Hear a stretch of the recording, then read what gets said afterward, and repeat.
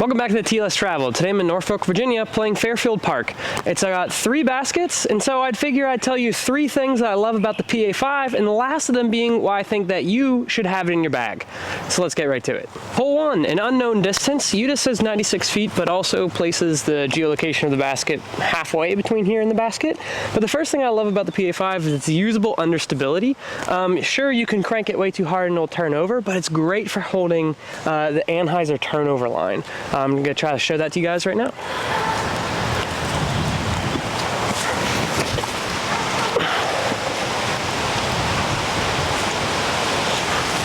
Perfect. Yeah, and as you can see, gentle little Anheuser turnover really held the line and gives us easy birdie. So yeah, really usable understability.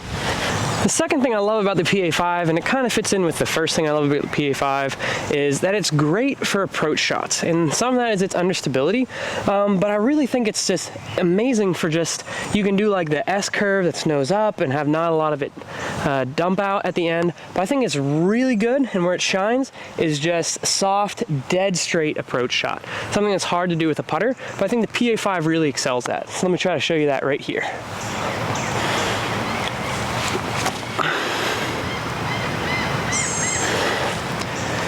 See, hardly any dump at all, and if you throw it even a little bit lower and flatter, you don't get much fade at all, and so it's amazing for doing those kind of approaches. Let's run.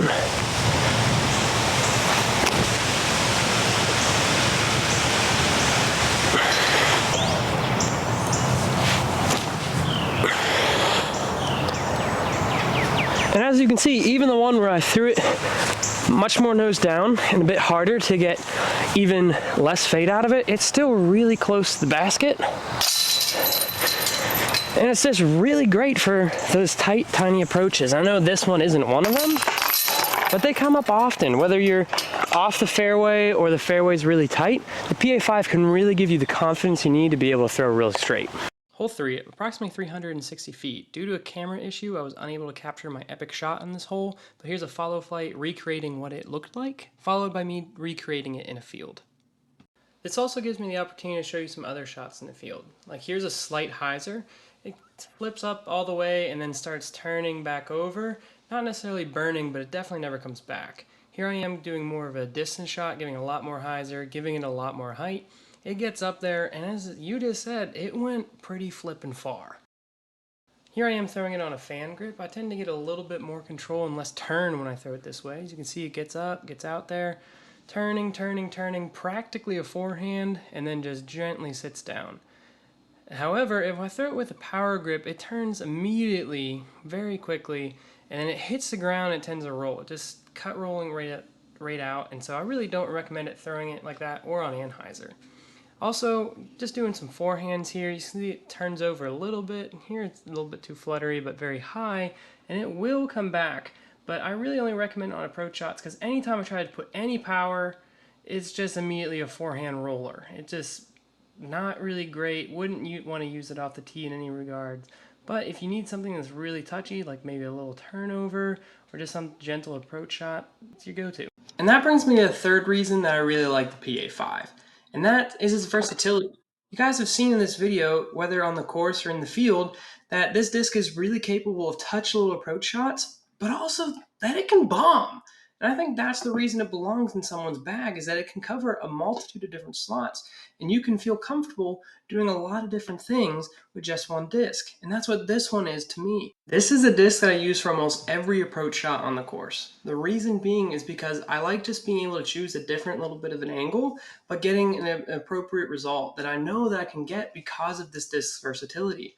But also, if I'm on a course and I'm like, hey, I'm going to play a one disc round, it's probably also going to be this guy. And the reason is because if it's like an open style course and things are less than 300, I know I can get it there with this disc, and I know I can shape lots of different angles based on how much hyzer or even Anheuser that I give it. And that may not be true for everyone. Not everyone has that kind of distance. I've only recently been getting that as I've been practicing a lot. But still, I think that even if you don't have that kind of distance, that this disc, or its varieties, whatever plastic you choose, is going to be a great addition in your bag. So let's get back to the course. Well, I guess I get to show you a bonus reason why I like the Pa-5 so much. In addition to its versatility, I really like the glide that it has, which you've seen some on the throws, but also has made a really big difference for me in putting. The comfortability, big factor for me, but the glide as a push putter has been really helpful. So from just outside a circle here, I don't feel like I have to put a lot of juice into it. I feel like I can just give a little bit of a hop, just a normal putting stroke, and hopefully make it in the basket.